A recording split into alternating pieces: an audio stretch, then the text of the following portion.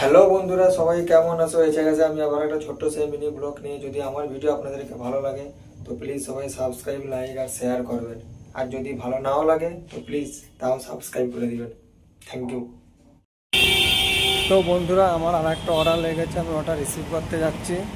আর এটাও যাবো আমি প্রায় 6 কিলোমিটার দূর।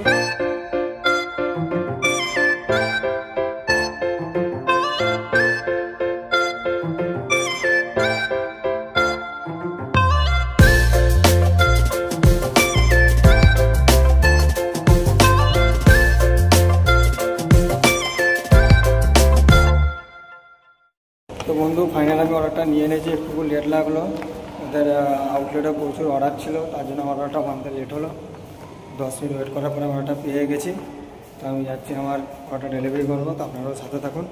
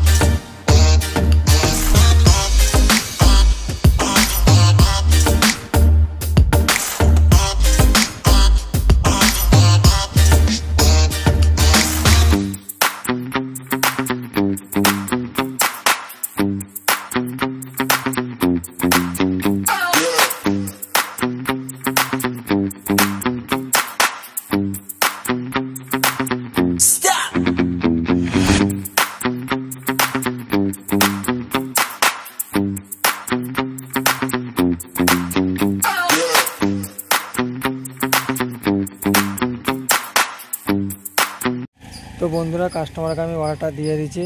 তো এবারে কাস্টমার এই বিল্ডিংটাতেই ছিল।